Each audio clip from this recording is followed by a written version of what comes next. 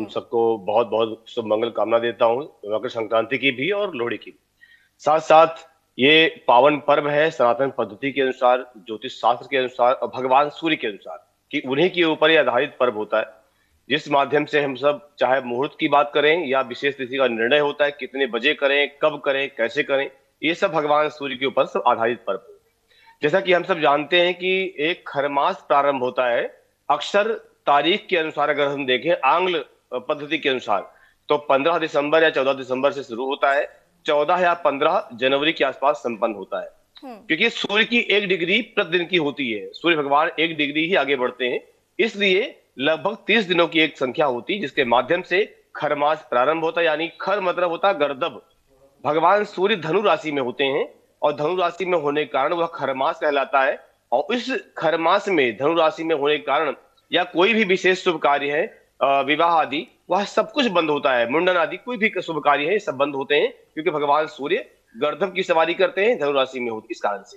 अब हुँ। जब यहाँ पर मकर राशि में प्रवेश कर जाते हैं, मकर राशि प्रवेश करने के बाद जितने भी शुभ कार्य वह प्रारंभ हो जाते हैं, लेकिन फिर भी कुछ ग्रहों का उदय और अस्त का होना, चाहे वो गुरु हो या शुक्र, इन पर भी बहुत आधार रखता है, क्योंकि दोनों आचार्य ग्रह हैं। शुक्र भी आचार्य ग्रह है, गुरु भी आचार्य ग्रह है, जीवन की सुख सुविधाओं से जो है संबंध रखते हैं। इस कारण से गुरु शुक्र की उदय स्थिति देखी जाती है, तब ये सब काम प्रारंभ होते हैं। फिलहाल खरमास हुँ। जो है वो मकर संक्रांति पर समाप्त हो जाता है, धनुष से जब मकर पर सूर्य प्रवेश करते हैं। रही हुँ। बात मुहूर्त की, बात आपने की थी, तो इस समय पंचांग के अनुसार जो पंचांग कहता है, वह 14 तारीख को यानी बुधवार को अनुराधा नक्षत्र रहेगा। और उस दिन भगवान सूर्य दोपहर में 3:06 पर, ये जो टाइम बता रहा हूं, ये दिल्ली एनसीआर के सूर्योदय के ऊपर है।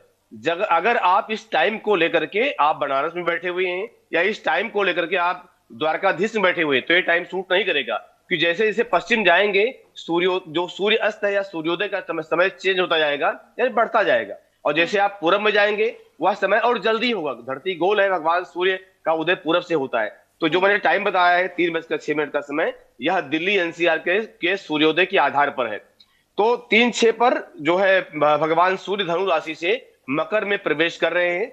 और उस दिन का जो सूर्यास्त है, यानी सूर्यास्त का प्रभाव होता है, सूर्यास्त जो हो रहा है वो 5:42 पर हो रहा है। तो 1 घंटा पहले यानी 4:42 का समय, तो 3:06 से लेकर के और 4:42 के बीच में यह पूर्ण काल है। अगर 14 तारीख को आप तीर्थ में जा रहे हैं, स्नान कर रहे हैं, कुछ दान पुण्य कर रहे हैं, बिल्कुल कर सकते हैं। हुँ। लेकिन सनातन पद्धति और ज्योतिष पंचांग के अनुसार यह कहता है कि जब भगवान सूर्य मकर में प्रवेश करें और सूर्योदय हो, यानी उस सूर्योदय में करें, तो ज्यादा ही पूर्ण काल होता है, ज्यादा ही अच्छा समय होता है। तो यह समय जो आ रहा है वह 15 को आ रहा है, क्योंकि जो 14 का सूर्योदय है उसमें भगवान सूर्य धनु राशि में रहेंगे, मकर में नहीं रहेंगे। तो हुँ। इसलिए 15 का जो सूर्योदय होगा वह मकर संक्रांति से युक्त होगा, मकर से युक्त होगा। तो इसलिए 15 का जो सूर्योदय है उस दिन 14 की अपेक्षा 15 को मनाना ज्यादा ही बेहतर है, कि भगवान सूर्य 14 को सायंकाल में रहेंगे, 15 को प्रातः काल और प्रथम सूर्योदय होगा। इसलिए हुँ। सबसे उत्तम है कि आप 15 तारीख को जो तीर्थ में जाते हैं, दान पुण्य करते हैं, स्नान करते हैं, कोई विशेष औषधियों को ग्रहण करते हैं कि भगवान सूर्य उत्तरायण हो जाएंगे, कोई मंत्र दीक्षा लेते हैं, जो जप तप करवाते हैं, कोई अनुष्ठान करवाते हैं, तो ये सब सारा जो विशेष कार्य है, यह विशेष कार्य आपको 15 तारीख के सूर्योदय के बाद करना चाहिए। ब्रह्म मुहूर्त में करें और ये अच्छा है। तो मूल जो है कि 15 तारीख को ही मकर संक्रांति का पर्व मनाना उचित है।